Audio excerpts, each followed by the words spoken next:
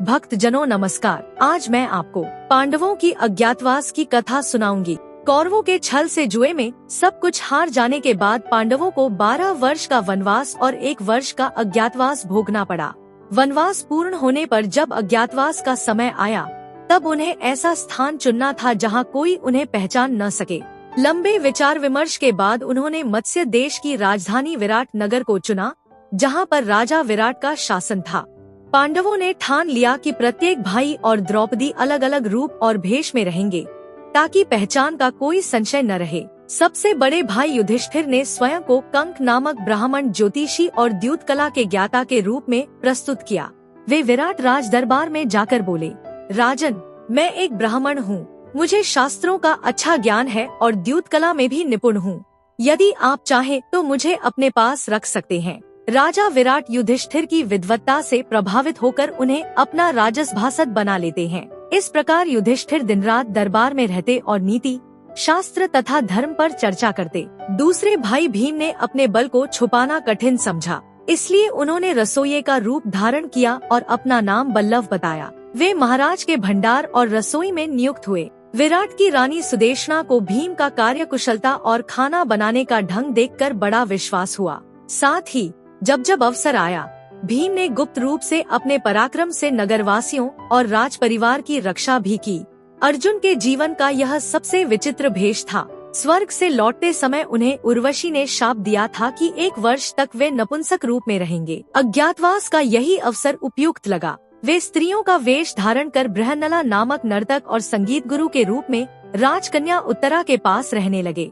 विराट की कन्या उत्तरा और अन्य सखिया बृहन्नला से नृत्य संगीत की शिक्षा लेती। इस भेष में अर्जुन को कोई पहचान नहीं पाया।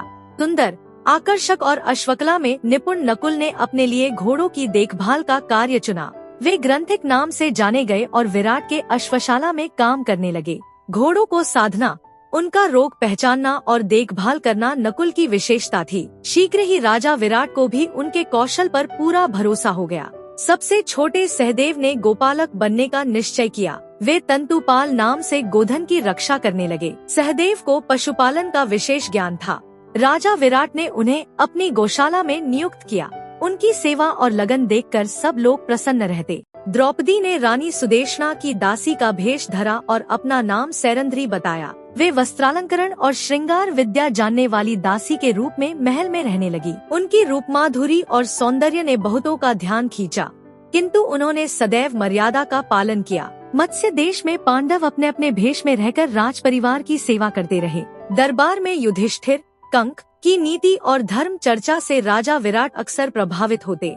भीम, बल्लव कभी कभी अपनी शक्ति का परिचय भी देते, परंतु सावधानी से। एक प्रसंग में रानी सुदेशना ने द्रौपदी, सैरंध्री को अपने भाई कीचक के पास शराब पहुंचाने भेजा। कीचक द्रौपदी की सुंदरता देखकर मोहित हो गया और उसे पाने का प्रयास करने लगा, परंतु द्रौपदी ने भीम से सहायता मांगी। फिर भीम ने गुप्त रूप से कीचक का वध कर दिया।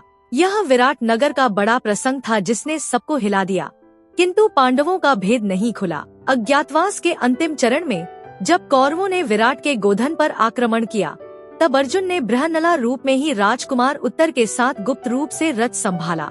रणभूमि में अर्जुन ने अपना वास्तविक रूप प्रकट किया और गुप्त शस्त्रों का प्रयोग कर कौरवों को पराजित किया। इस प्रकार 12 वर्षों का वनवास पूरा करने के बाद पांडवों ने विराट नगर में अज्ञातवास की अवधि सफलतापूर्वक व्यतीत की। युधिष्ठिर का शांत और संयमी रूप, भीम का उग्र किंतु नियंत्रित बल, अर्जुन का बृहन्नला वेश, नकुल सहदेव का कर्मठ स्वभाव और द्रौपदी का सैरंध्री रूप सब मिलकर यह कथा दर्शकों के हृदय में गहरी छाप छोड़ती है। भक्त जनों, लाइक और सब्सक्राइब जरूर कीजिए।